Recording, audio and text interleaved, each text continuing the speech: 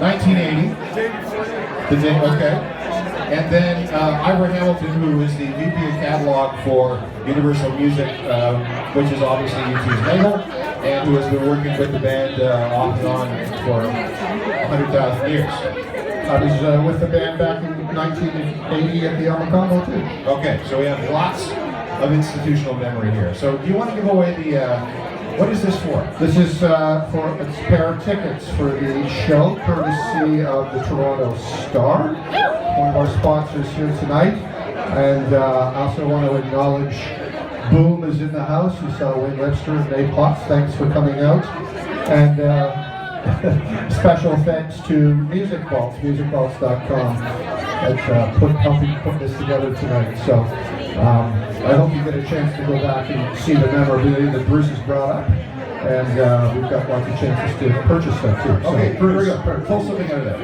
Pull a name out of this. And we have another draw for the vinyl box set after the panel too. Okay, so this is for a pair of tickets to the show in Toronto Center. Okay, the one that's sold out. The lucky winner is Ken Denver. Ken Denver in the house. Tickets for a couple of minutes. 23rd. Okay, Ken, go back there and see Ken at the merch table. Okay? All right, congratulations.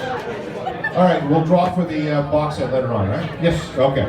So here's where we are going to just reminisce about some old U2 stuff. Now, Bruce, you were at a show in Buffalo on December the 8th, 1980. And there were 8 people there, right? Yeah, they opened for a heavy metal band called Talus. And December the 8th, 1980, something happened and U2 found out at that show. One of the only video games at that time was Pong. My wife was playing Pong with Bono, and some drunk guy came up and pushed his way between them and said, "Hey man, did you hear John Lennon got shot?" And Bono turned around and goes, "That's a sick joke." And then they found out later that evening that it really happened. So every time he plays Buffalo, he always tells that story about being in Buffalo the night John Lennon was shot.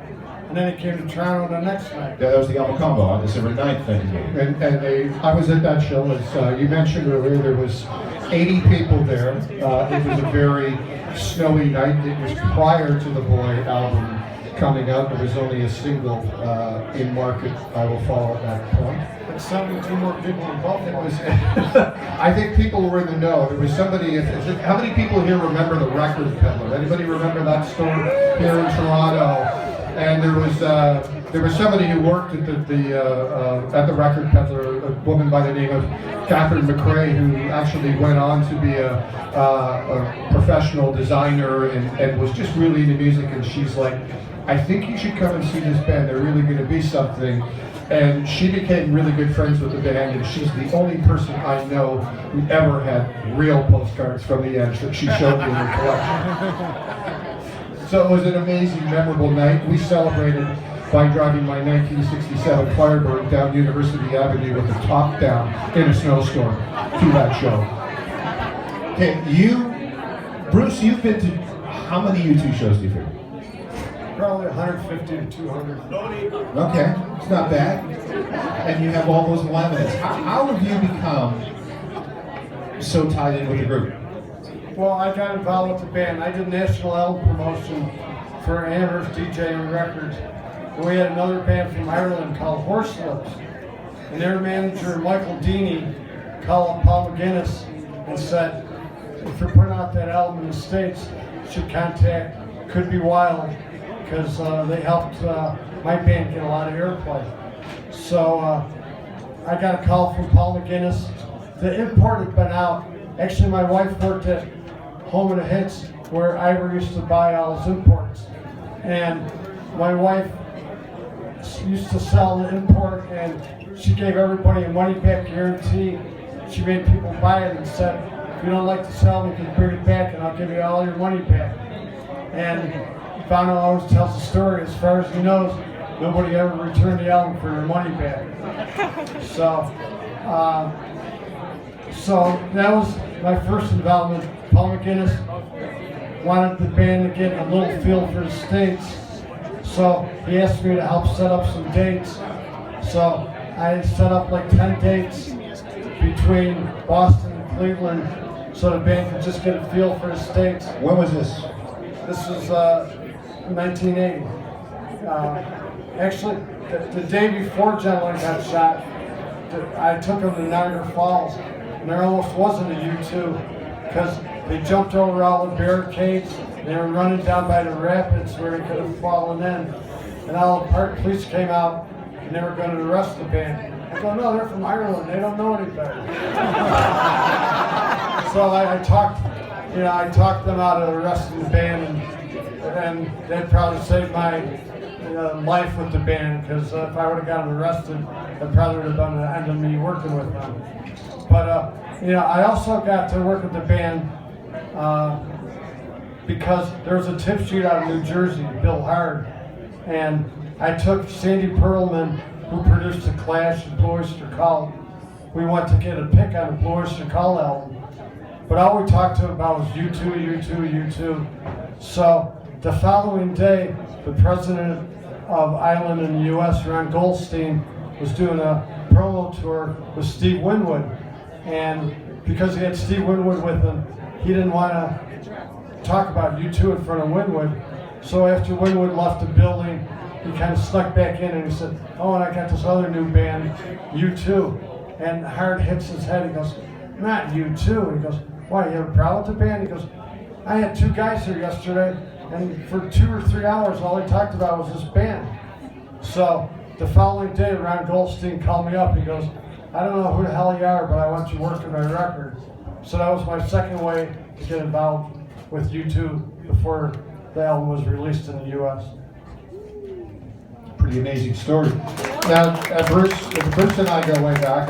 Before I worked at Universal, I would spend days in the 80s at CFNY, and so we have a big history of U2, but back when CFNY was a great station. there you go. I still took a few chances. But the one thing, this is about Bruce and how close you were to the band. A couple of years back when you turned 50, there was a little birthday party for you in Buffalo. We went down to a number of people. And by the way, on top of promoting U2, this man is responsible for promoting more Canadian bands in the United States than anybody I know. So the success of Rush in the United States, we can thank this guy, big part of that. The success of the Tragic and many other bands. But I went to your birthday party, and there was a song that was played. There was all these stupid things when you got 2 wheelchairs, all these things. But I remember this god-awful song coming over about you gotta love Bruce, and I was like, what the fuck is that? And it just sounded horrible, and then right about 30 seconds in, it just broke into this amazing U2 original that they did a tribute on your behalf. I told him he wasted a hit hook on you. It was a great night. But as good as the song was, it was even better. He said, keep the shoes, drop the haircut. There you go. So, wait a second. U2 wrote a song about you? For his birthday. And there's even a verse, because after the Boy album, when October came out, Bono called up and asked what I thought. I go, it's okay, it's not as good as the Boy album. So he's actually got a verse about, if he doesn't like your music, he's telling you the truth. Oh God, I gotta see, that's gotta come out in the box set somewhere. And by the way, if you get a chance to go and see the memorabilia that's in the back, there's a picture of Bono wearing a Bob and Doug McKenzie hat. I think it's thanks to this gentleman here. And that's a pretty unique piece of history that you probably never see again. Back when Bono was about 19, looking like he's about 15. How many people saw U2 at places like Massey Hall? Wow, nobody? A couple people, wow. Does anybody remember how cold it was at the October '87 show at the CAD? It was one of the coldest days in early October. Unbelievable. Well, yeah, and then Bono, of course, had his arm in a sling because he had fallen a couple of nights before. We'll get back to that story in just a second. But I remember, how many people were at that exhibition stadium show? Yeah. And that was the first time that U2 had actually played, that tour was the first time that they actually played headline stadiums on their own. Yeah. And when they started that tour, they were in arenas. But as the Joshua Tree kept selling, The arenas started getting bigger, then they outgrew the arenas, and then they had to go to stadiums because the demand for tickets to see these guys was just incredible. Does anybody remember what you paid for a ticket for that show? $27. $27.50. $27.50, which was outrageous. Crazy. Back in 1987. Oh, look at that. We got a ticket stub. Put a ticket stub here from that show. Thank you very much for bringing that. Thank you. Does anybody have a particularly crazy U2 story that they want to share? Okay. You want to tell us your story? You've got your October 3rd, 87. So tell us your story. What do you? Come on up. What's your name? Naomi. Naomi, you from Toronto here? I'm actually from Hamilton, same place as Danny. Cheer for the hammer. Oski Wawa. Tell us your U2 story. Love to hear. Alright, so I'm actually under a non-disclosure agreement, but what stays at the Hard Rock, happens at the Hard Rock stays at the Hard Rock. Yeah. So my friend and I, Nate, who's from Phoenix, who's like my U2 husband, we were in Boston last year for the last tour, sorry. And we just randomly decided to show up because we didn't have tickets, and we decided to join this ride program. So if any of you guys know about Ride, it was kind of like an Uber, but a carpooling app that they were trying to do some promo stuff for. So we did it, we got tickets to a show, we were like mid-catwalk, it was cool, we got a sweater. And then they called us back and said, we need to do a little bit more filming. We want to get some people from Portland to come with you guys because you guys have already been with your friends, so now we want you to go with some Portland people. So we said, all right, we dragged ourselves out of bed, we've been running the line, we were pretty exhausted, but we did it. Sounds pretty boring so far, doesn't it? So we pull up in this car that we're driving, one of those like big black SUVs, you might have seen them around some GA lines, and we pulled up in front of the Ritz-Carlton, I believe it was, and as we were waiting for this Portland couple to come out, they came out, and it was Edge and Adam. And they walked up to the car, and Edge opened the door and climbed in with my buddy Nate, and Adam climbed up beside me, and I said, oh, hey, Adam, did you need a ride? And he said, I do, actually. And then we carried on. We drove for about 20 minutes to get to the show. We asked where we were from, and you couldn't be in this contest if you're Canadian, so I lied my ass off and said I was from Boston, until Edge asked, and I said, well, I'm from Hamilton, obviously. And he said, oh, that's where Danny's from. It's a great underground music scene. I said, yes, it is. So we had some fantastic conversations, which I can hardly remember. Went to the show, drove them in, and Edge said, have you been backstage? Oh, did you want to go backstage? So we said, yeah, okay, we might as well do that. So we went in and we had a little tour, just the two of us. It was the night that they changed the intermission to The Fly, and I said, oh, shh, that's a secret, don't tell anybody. They're like, okay. So we don't have a lot of memories from this in photo form because we did sign a non-disclosure agreement, but my buddy Nate at a stop sign while driving said, you know what red lights are good for? Selfies. So I have a great photo of that. So cool guys, had a great time, and you never heard that from me. Thank you very much. So back in the days of radio, and in this city for a certain time, there was a real competitive edge for about an hour or so. Chum FM decided they'd play new music way back when. And at the time I was music director at CFNY, and you folks remember David Marsden on the radio? He didn't run a radio station, and he goes, we're never not going to be first on playing records. So we knew that U2 was coming out, and I used to have this game with the record labels at the time as to who could get the records first. And so the guy walked in from Island Records, and he said, at the time we get music on a cassette, so he comes in and he goes, I got an advanced cassette of the new album. I had a really good connection in the UK. Said, I've got the album. So we had it first. We had it first before anybody else, and it was a pleasure to play U2's music first. It was actually, I think, on the air before that McLaughlin Planetarium. Yeah, I remember it was middle of the day that the record came on. I remember it was With or Without You. And then the next day we played the whole thing. Yes. Yeah. Okay. It's all those competitive areas. I've seen U2, I don't know how many times, dozens and dozens and dozens. The weirdest place I ever saw them was on the 360 tour at the Luzhniki Sports Stadium in Moscow. And Mikhail Gorbachev was there. He was standing behind me up in the stands. And Snow Patrol opened, and it was a beautiful day. But then it started to rain. And I have been drier in a shower because it rained so hard. My wife had to give me a plastic bag from her purse so I could put my iPhone in it so it wouldn't soak through my jeans. That's how wet it was. And I was surprised that nobody at that show was electrocuted because the band had to stay on the inner ring the entire time because it was raining that hard. That is quite odd. I saw them on the last tour. Everybody, I think a lot of people saw the Toronto one, but I got to see it in London. And what was different from London to here was the homage that Bono did to all the history of the music in London. And he gave a big shout out to this is where the Clash started, this is where the Sex Pistols started, this is where everything in the history of London, which is really quite, I thought it was quite heartwarming for him to do that. We'll have another story from anybody here who wants to tell it. Yeah, okay, we're going to start. Hang on here for just a sec. But you know, these guys, as we've heard, are very, very personable, and they have this ability to make connections with fans, and have, you know, they're just nice.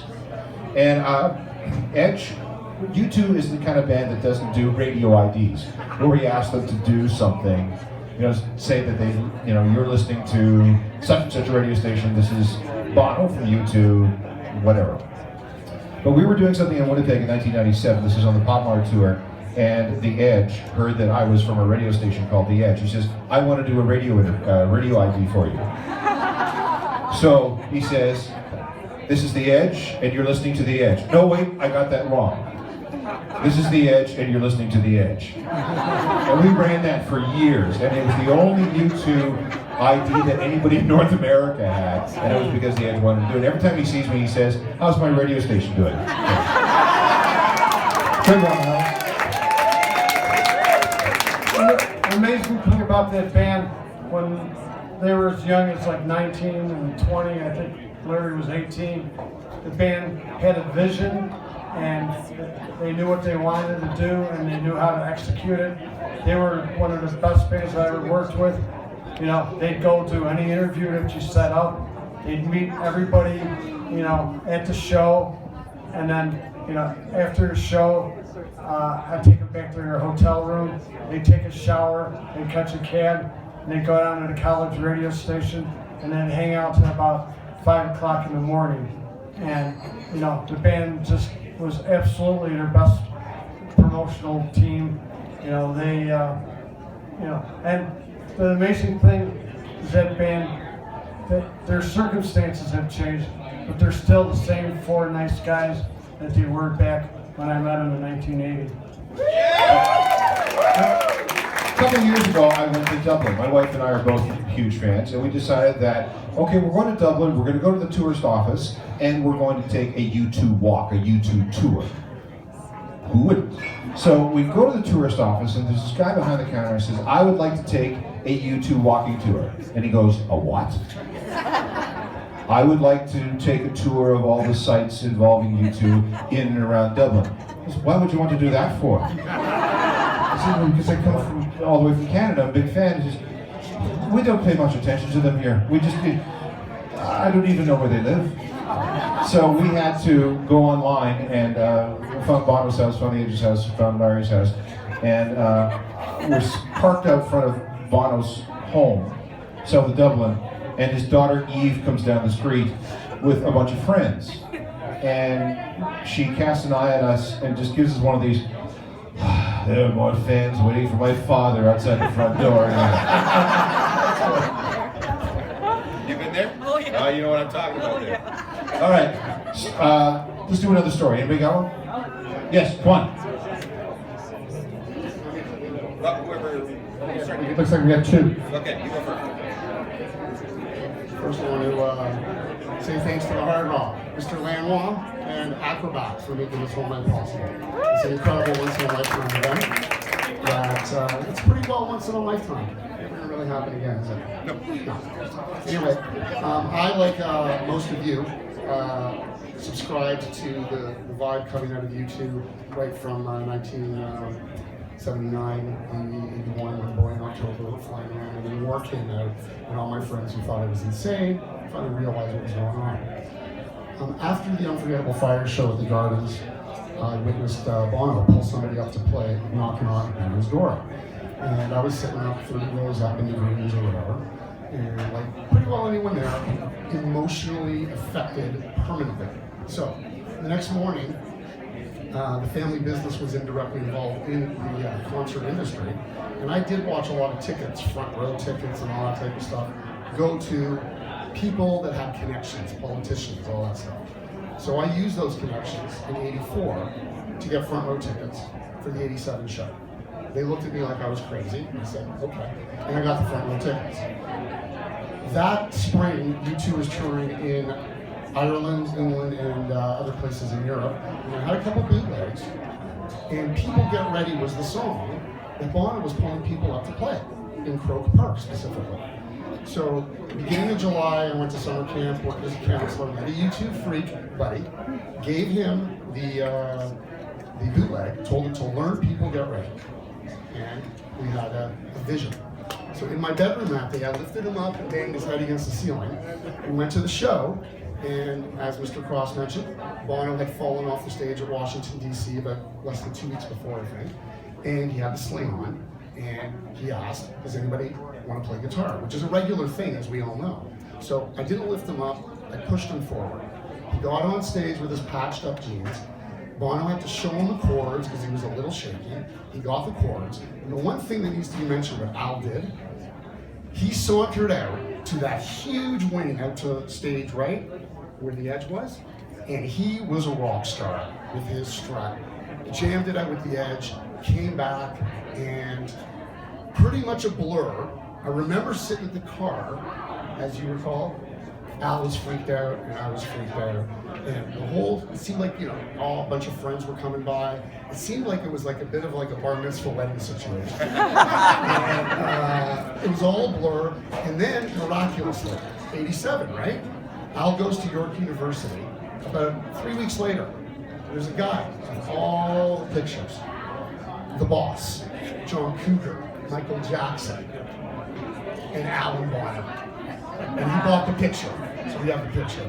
And since then, I've always appreciated the miracle that happened, which wouldn't have happened if it wasn't for U2 and the vibe that they give. And thank you, Mr.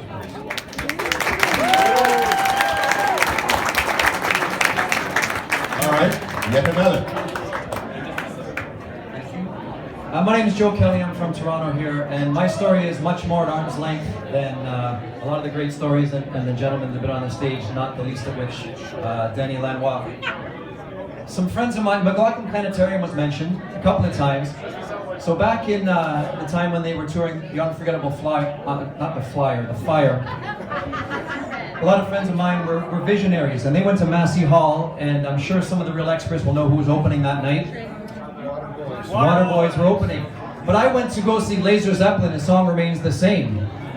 Laser Zeppelin, McLaughlin Planetarium, song remains the same over at the Roxy. I was not nearly as brilliant as them. Fast forward many years later when I discovered a record called Fisherman's Blues, which is one of the few records that I wore out on my turntable. A song on there called Sweet Thing. And I found out a few years later, Sweet Thing is of course a Van Morrison song from Astral Weeks. Fast forward a few years later, I met my wife, who was a huge U2 fan, and she introduced me to a song called The Sweetest Thing. So I thought, in connecting all these dots over here, for all of you that enjoy U2 at arm's length, never met the gentleman in the band, our first song at our wedding was Sweet Thing. Unfortunately, U2 and Van Morrison won out, but my wife and I are still together, and our children are named Bono, Edge. No, they're not named. But anyway, thanks to the Hard Rock, and thanks for these gentlemen for putting on the evening tonight.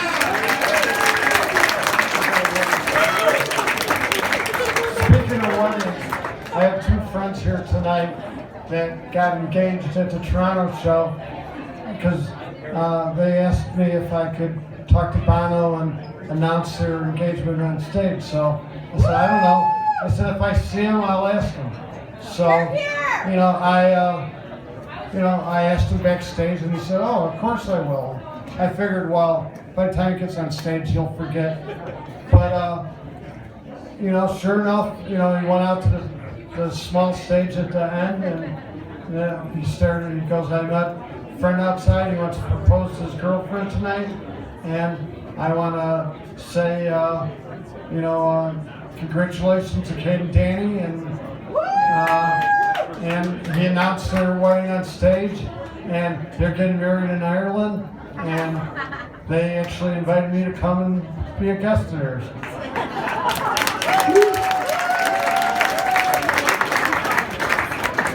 One of the things I saw recently was there's a BBC documentary that you can just see it on YouTube. Just Google Irish music, and it came out 2 years ago. And just a wonderful tribute by the band at how much they support all the other bands in Ireland along the way over the course of history. How much they, U2 expressed their love for Thin Lizzy, for Rory Gallagher, for Horselips, for many of the other bands that made their mark over the years in Ireland. So I love the fact that they not only acknowledge the bands in Ireland and also the blues as well. I have a favorite quote from Bono. There is actually in Dublin a one-room museum dedicated to them. It is as small as the bathroom here at the Hard Rock. It is really tiny. And on the wall there is a quote from Bono that says, "When I'm in America and I see a man with a big house on a hill, I say, I'm going to be like that man one day." Something like that. I see a man with a big house on a hill here in Ireland and I say, I'm gonna get that bastard. Okay, I think we have time for one more story, and then we're gonna draw for the Tony. Okay, wait. Have we got one?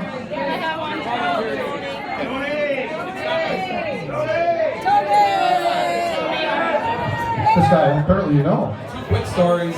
They're not my stories, but it kind of touches on comments everybody made here about the kind of people they are. And the engagement story, by the time he hits the stage, Bono will forget. So we go back to Zoo TV, the tour's over. I just got home from Europe from seeing them there. And two of my friends went on a 6-week trip, and their first stop was in Nice. And Bono's got a place down there, and on the flight, one of my friends, she loses all her ID, passport, everything. The trip's already a disaster. She hasn't even landed. So she's all depressed. She's the U2 fan, stays back in the hotel. The other two friends couldn't convince her to go out. So they go out to a coffee shop, and they were the only two people in there, and in come this entourage, drunk, laughing, just completely out of their minds, and some dude in a army fatigues and a cap walking right by them, and they're like, holy shit, that's Bono. And they get to talking, and they spent an hour together just shooting the breeze. Hey, we're from Toronto, and oh, we love the city. Ali was with them and some other friends. And before they leave, he says, we don't even have a camera. And Bono's like, oh, don't worry, we got one. He snaps some pictures. He's write down your address. I'll send you the pictures. And they're thinking, bullshit. This guy's drunk out of his mind. He won't even remember us tomorrow morning. 6 weeks later, they get home from Europe. She checks her mail. It's not even on her mind. And there's all these pictures of them together in Nice. That's the type of guy he is, And I don't know if anybody was at the Zoo TV Maple Leaf Garden show. Love is Blindness. My friend Delia got pulled on stage. So that show was in March? March, yeah. Okay, so fast forward to the stadium shows at CNE in September, when they did the stadium leg. And all kinds of fans outside the Four Seasons. And she went with a picture of them on stage, hoping to get it signed, but when she saw those people, she just gave up. She says, this ain't happening. So she's standing by herself, across the street from the hotel. Limo pulls in, everybody's going nuts, it's Bono. Slams on the brakes, puts it in reverse, window rolls down, and even though there's a throng of people bigger than, than all the people in this room. This hand comes out the window, points to her, come here. Calls her, like, how does he remember her 7 months later, or 6 months later, calls her over, remembered her. Like, it's insane, you know, and that's all, just tells you what kind of people they are.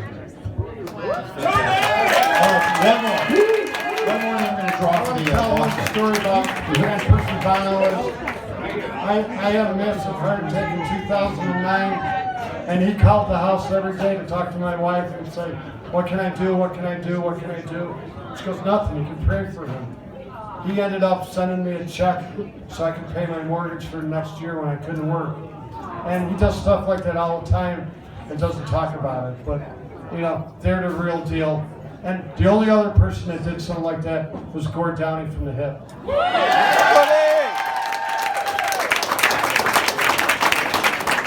Hi there, my name is Angie, and I'm I don't know, I'm like a fanatic for U2. I've probably been to at least 120 shows, at least.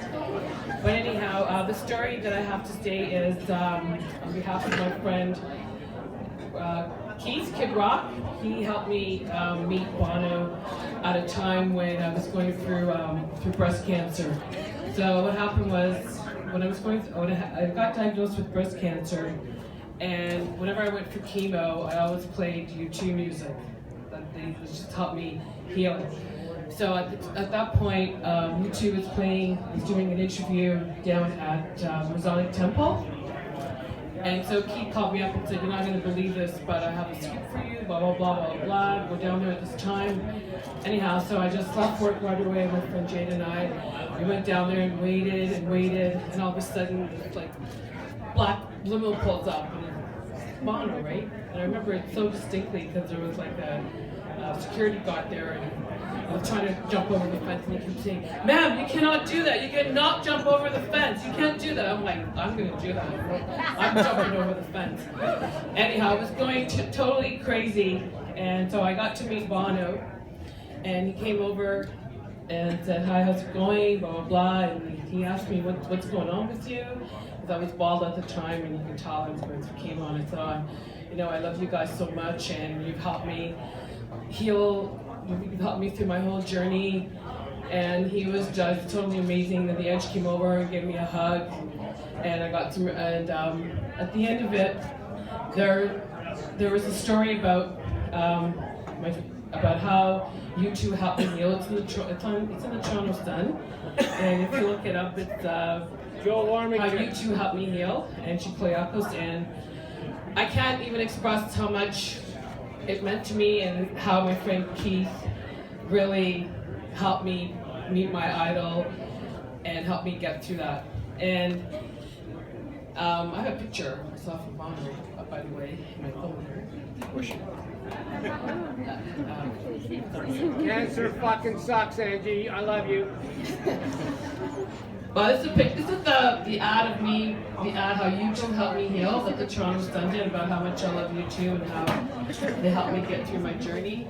And there's a picture of me and Bono, the nice hug there. But the other funny coincidence, the other crazy thing about them was that about 3-4 years ago, when U2 had the documentary at during the film festival, I dragged my friend down there, like, we gotta go. We couldn't get tickets to the film, but we happened to just be like standing like right in front when their limo pulled out. And the Edge and Bono got out, and that was the first person that they saw. And the first thing Bono says is, hey Angie, how's it going? How are you?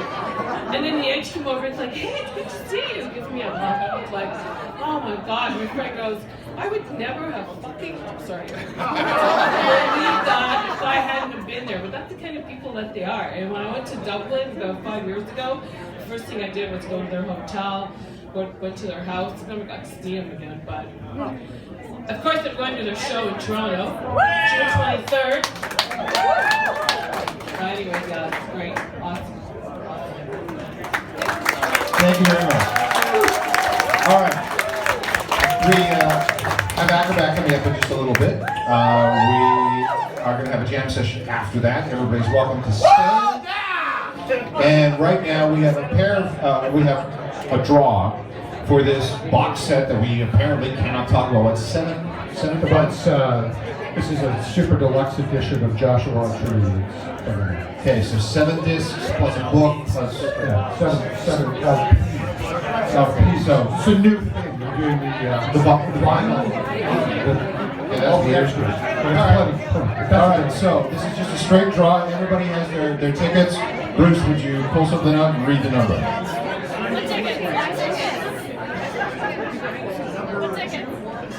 Oh, it's wristbands. Sorry, wristbands. 914993. One more time. 914993. So 993, I guess, are the big numbers.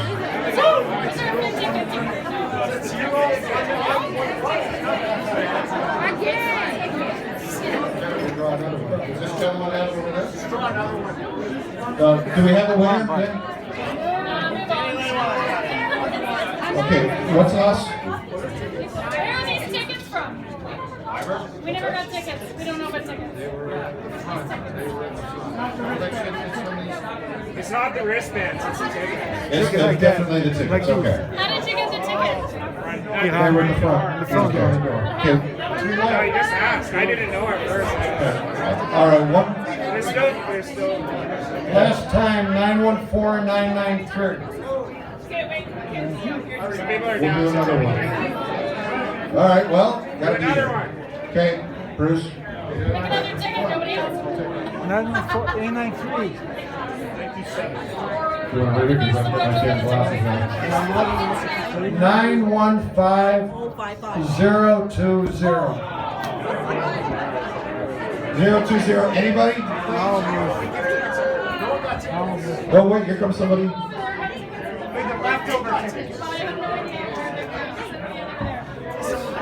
Let's compare. You got it?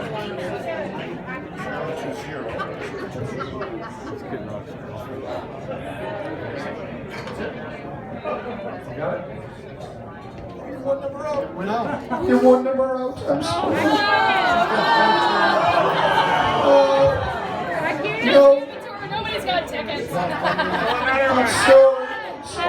Let's try that. Good try. We'll get this done. I'm sorry. Okay, for those of you, by the way, for those of you who don't win, unfortunately, you can pre-order it now and make sure that you get it, because those things are going to, those super deluxe editions run out pretty quick. Do we have to do this again? What? Oh, wait, come on up here. Let's see. I got it here. Well, we still have it. You were first. I don't know where you were, but okay. 914993. Oh, she's off by one. All right, fine. Okay. Gonna keep this going, but I know we gotta keep the evening going. That's twice.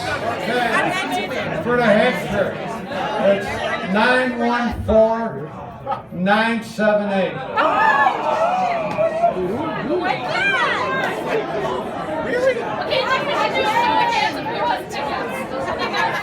Wait, we got it. You got it? Okay. All right, talk to Ivor here. We'll take care of you. Thank you, everybody, for your attention. Go get yourself a drink. Go have a look at the pop-up store. Go have a look at the memorabilia. Oh, wait, what's this? Check the number. Check. Okay, Ivor will check with you then.